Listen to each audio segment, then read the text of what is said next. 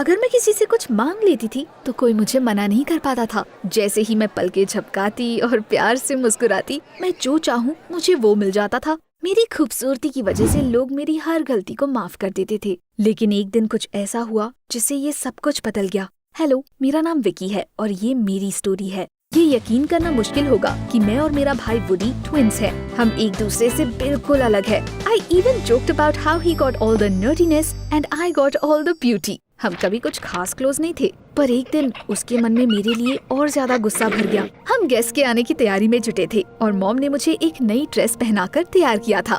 Vicky, you look like a doll। Of course, मैं अपना नया आउटफिट शो ऑफ करना चाहती थी, इसलिए गेस्ट के आने का वेट करने की बजाय मैं चोरी से अपने फ्रेंड के घर चली गई। वो मेरे घर के बगल में ही रहती थी। हम खेलने कूदने में इतना ज्यादा खो गए थे कि हमें वक्त का पता ही नहीं चला और मुझे तब होश आया जब मैंने वुडी की आवाज सुनी।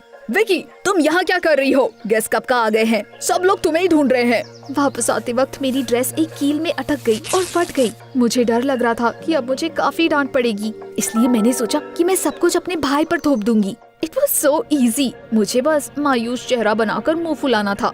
वुडी मुझे जबरदस्ती खींचते हुए घर ला रहा था, इसलिए मैं गिर गई और मेरी ड्रेस फट गई। मॉम और डैड मेरे भाई पर बहुत गुस्सा हुए। उन्होंने मुझे शांत कराया और प्रॉमिस किया कि वो मेरे लिए ढेर सारी नई ड्रेसेस लेके आएंगे। तब से मेरी गलती होने के बावजूद हर बार मेरे भाई को सजा मिलती थी और मुझे बस शॉपिंग करने का चांस मिलता था।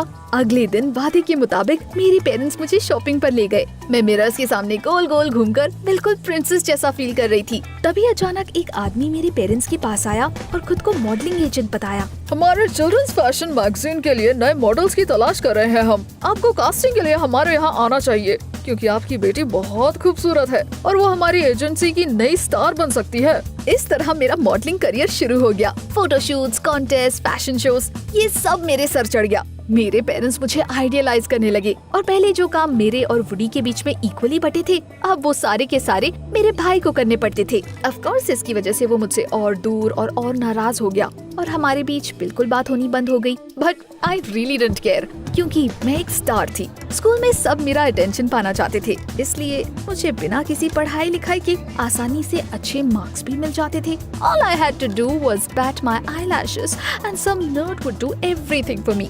एक दिन केमिस्ट्री क्लास में मुझे ऐसे ही एक लड़के के साथ पैरअप कर दिया गया जो बोरिंग होने के मामले में मेरे भाई को भी टक्कर दे सकता था। Bob Peters.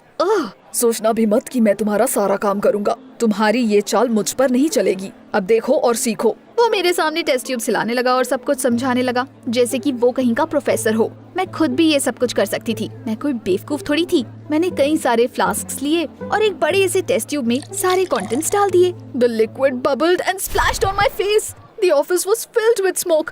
मैं डर के मारे चीख पड़ी। टीचर भागते हुए मेरे पास आए और चेक किया कि मैं ठीक हूँ या नहीं। उन्होंने मुझे अपना मुंह पोंछने के लिए अपना रुमाल दिया और कमरे से धुआं निकालने के लिए भागकर खिड़कियाँ खोलने के लिए चले गए। What have you done, you empty-headed doll? अब तुम्हारी वजह से हम भी फेल हो जाएंगे। मुझे ग्रेड्स की कोई परवाह नहीं है, उसके बिना भी मैं जो चाहूँ वो पा सकती हूँ। मैं रुमाल फेंक कर वॉशरूम में मुंह धोने के लिए चली गई। इस घटिया केमिस्ट्री की वजह से मेरा सारा मेकअप बर्बाद हो गया। मैं मुंह साफ करके मैथ की क्लास में आ गई और वहाँ जाकर हमेशा की तरह अपने फ्रेंड्स को टेक्स्ट करने लगी नए टॉपिक पर, इसीलिए मेरा ध्यान नहीं गया।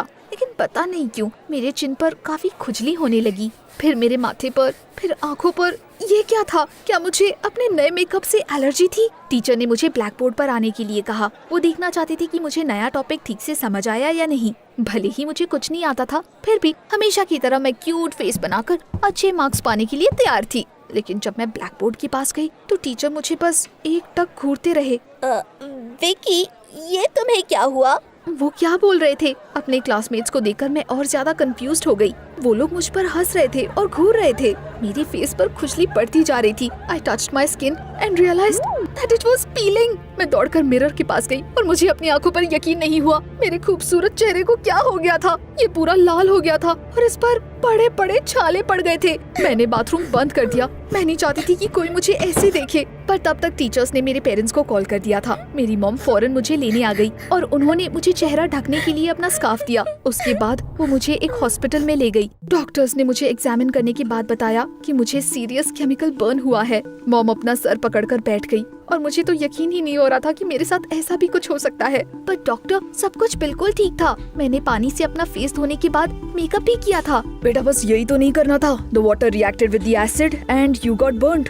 उन्होंने मेरे फेस पर किसी तरह का ऑइंटमेंट लगाकर पट्टी बांध दी। मैं नहीं चाहती थी कोई मुझे वैसे मम्मी की तरह देखे, इसलिए जब तक सब कुछ ठीक नहीं हो जाता मैंने खुद को कुछ दिन के लिए घर में बंद रखने का सोच लिया था। मैं अपने बेड पर आराम से लेटकर लैपटॉप पर अपने लिए प्रॉम ड्रेस चूज कर रही थी। तभी वुडी स्वीट्स की ट्रे लेकर मेरे दरवाजे पर आया। आई नो कि हम दोनों की कुछ खास नहीं बनती, लेकिन मैं तुम्हारे साथ हूँ। चलो पहले की तरह साथ में स्वीट्स खाते हैं और फिल्म देखते हैं। मुझे तुम्हारी हमदर्दी की कोई जरूरत नहीं है। कुछ दिन बाद मैं बिल्कुल ठीक हो जाऊंगी और उसके बाद फिर से सबसे बेटर और सबसे खूबसूरत बन जाऊंगी। बट यू नो व्हाट, तुम वैसे के वैसे नर्ड और लूजर ही रहोगे। ये सब सुनने के बाद वुडी ट्रे जमीन पर फेंककर अपने रूम में भाग गया और खुद को कमरे में बंद कर लिया। He probably went to study for his entrance exams again. असल में वो मेडिकल कॉलेज जाना चाहता था। अगले दिन मैं फिटिंग के लिए अपनी मॉडलिंग एजेंसी गई, लेकिन मुझे खुशी खुशी कपड़े दिखाने के बजाय वो लोग हैरानी से मुझे घूरने लगे। मुझे पता है मैं अभी थोड़ी वियर्ड लग रही हूँ, लेकिन मैं जल्दी ही ठीक हो जाऊंगी। I'm sorry Vicky,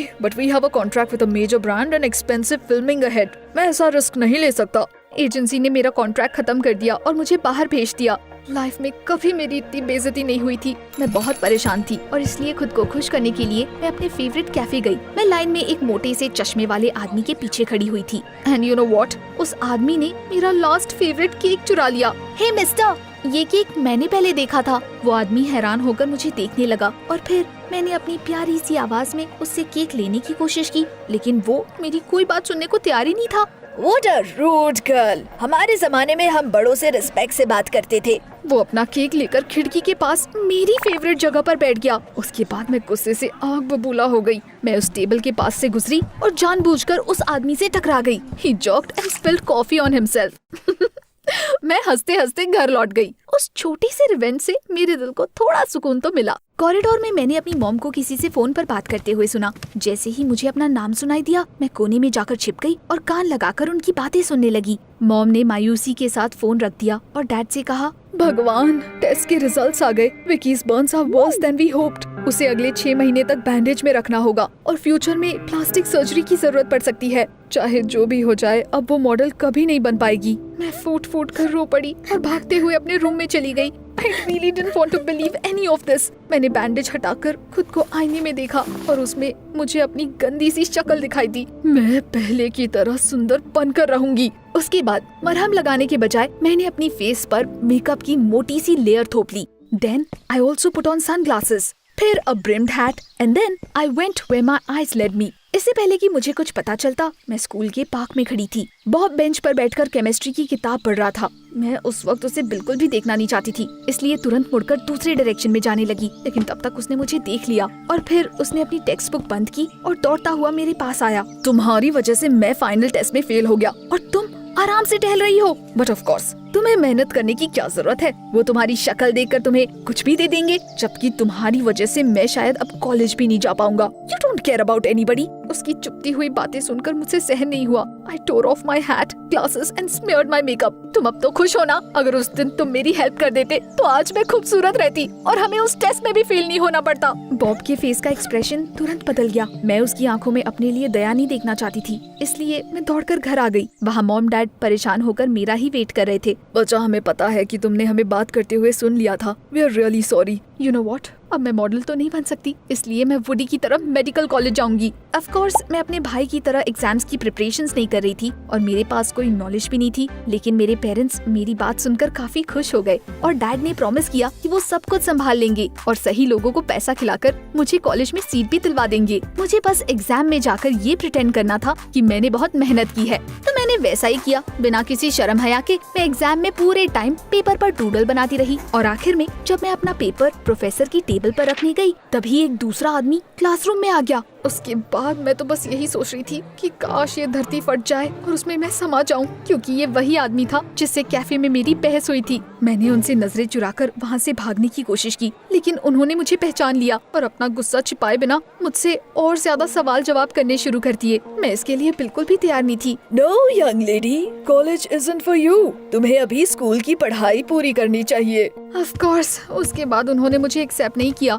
मैं मायूस होकर अपने पेरेंट्स के पास गई और उन्हें सब कुछ बता दिया। Dad promised to deal with everything and had a long argument with someone over the phone. लेकिन आखिर में उन्होंने निराश होकर फोन रख दिया और सर झुकाकर कहा, बेटा वो डिपार्टमेंट का प्रोफेसर ही इंचार्ज है। I am really sorry Vicky, लेकिन मैं उससे अपनी बात नहीं मनवा पाया। उसके बाद मैं पूरी तरह से मायूस हो चुकी थी। उससे पहले तक मुझे सब कुछ आसानी से मिल जाता था और जब मुझे पता चला कि अपनी स्मार्टनेस और मेहनत की वजह से वुडी को कॉलेज में एक्सेप्ट कर लिया गया है तो मैं और गुमसुम रहने लगी। मैंने अपने रूम से बाहर निकलना ही छोड़ दिया और पूरे दिन बस लैपटॉप पर गेम्स खेलती रही। अब मुझे किसी चीज में इंटरेस्ट नहीं था। मैं हमेशा की तरह अपने बेड पर लेटी हुई थी। तभी वुडी ने दरवाजे पर नॉक किया। तुम वापस आ गए ना मुझे अपनी हमदर्दी दिखाने? Stop being so snarky and listen to me at least for once. मुझे पता है मिस्टर ब्राउन ने तुम्हें एग्जाम में फेल कर दिया था। वो मेरे एनाटॉमी प्रोफेसर है। मैंने उन्हें तुम्हारी स्टोरी बताई और किसी तरह तुम्हें दूसरा चांस देने के लिए उन्हें मना भी लिया, लेकिन एक शर्त है, मैं तुम्हें खुद पढ़ाऊंगा। क्या तुम्हें मेडिसिन में इंटरेस्ट है और क्या तुम ये साबित करने के लिए तैयार हो कि तुम इसके लायक हो? अपने भाई की बातें सुनकर मैं पूरी तरह से हैरान हो गई। मैंने कभी इस बारे में सोचा ही नहीं था उसे हर चीज के लिए कितनी मेहनत करनी पड़ती होगी। Despite that, he'd grown up to be sympathetic and kind. वो अकेला ऐसा था जिसे इस बात पर यकीन था कि मैं अपने लुक्स के बिना भी जो चाहूँ वो हासिल कर सकती हूँ। वुडी, मैं हमेशा से तुमसे जलती थी। तुम इतने स्मार्ट थे and your friends didn't just like you because of your looks or your so-called success. Unlike mine, मेरे पास अपने सुंदर चेहरे के अलावा कुछ भी नहीं था और अब तो वो भी नहीं रहा। हमने एक दूसरे को गले लगा लिया और फिर मेरे भाई ने कहा कि उसने कभी मुझे सिर्फ एक बेवकूफ डॉल नहीं समझा, वरना वो मेरे लिए कभी भी प्रोफेसर से बात नहीं करता। उसके बाद उसने मुझे पढ़ाना शुरू किया। सच कहूँ तो शुरू में ये काफी मुश्किल लग रहा था, पर धीरे धीरे मुझे सब कुछ अच्छे से समझ आने लगा और फिर उसके नतीजे भी दिखाई देने लगे। मुझे रियलाइज हुआ कि मैं हमेशा से कितनी सेल्फिश थी। मैंने बॉब को कॉल करके उससे माफी मांगने का सोचा और मैं ये भी जानना चाहती थी कि क्या उसका अपने ड्रीम कॉलेज में एडमिशन हुआ भी या नहीं। I am so glad to hear from you Vicky. मेरे पास ज्यादा पॉइंट्स नहीं थे और बाकी सबकी तरह मुझे भी एंट्रेंस एग्जाम्स देने पड़े, but I am going to get a grant. मैंने उसे भी अपनी सक्सेस के बारे में बताया और कहा कि मैं मेडिकल कॉलेज का एंट्रेंस एग्जाम देने की तैयारी कर रही हूँ। मुझे लगा वो मेरा मजाक उड़ाएगा, लेकिन उसके बजाय बॉब ने मेरी हेल्प करने के लिए कहा।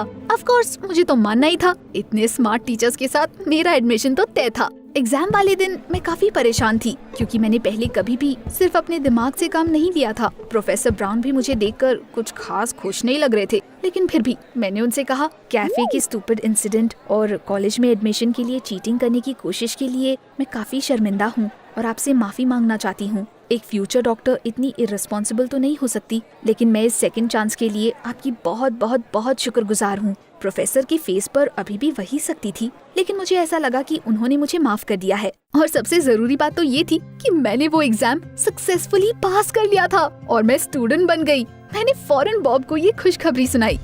लेकिन ये बहुत शर्म की बात है कि मैं अपने बैंडेजेस की वजह से काफी लंबे टाइम तक बाकी लोगों के साथ लेक्चर्स अटेंड नहीं कर पाऊंगी। मुझे बस एग्जाम्स के लिए आना है। मेरी बात सुनकर बॉब हैरान हो गया और उसने प्रॉमिस किया कि वो अपने डैड से बात करेगा ताकि जल्दी ठीक होने के लिए वो मुझे कुछ ऑप्शन सजेस्ट कर सके। He was a plastic surgeon. उसके कुछ दिन बाद वुडी और मैं उनके क्लिनिक गए। बॉब और उसके डैड पहले ही हमारा वेट कर रहे थे। मैं ऑफिस के अंदर चली गई and the boys waited for me outside. I can only imagine what Woody and Bob thought when I stormed out of the office in tears and hugged them. उन्होंने ये कहते हुए मुझे दिलासा देना शुरू कर दिया कि लुक से कोई फर्क नहीं पड़ता और वो फिर भी मुझसे प्यार करेंगे। लेकिन तभी बॉब के डैड ऑफिस से बाहर आ गए और उन्होंने स्माइल के साथ उन दोनों से कहा, विकी के पुराने डॉक्टर्स ने उसका डायग्नोसिस ठीक से नहीं किया था और इसीलिए उसकी प्रिस्क्राइब की गई दवा से कोई हेल्प भी नहीं मिल रही थी और कोई इम्प्रूवमेंट भी नहीं दिख रहा था। लेकिन अब सब कुछ पहले जैसा हो जाएगा और सारे दाग भी मिट जाएंगे, तो ये तो खुशी की बात है। बस भी करो, जल्दी ही तुम वापस मॉडल बन जाओगी।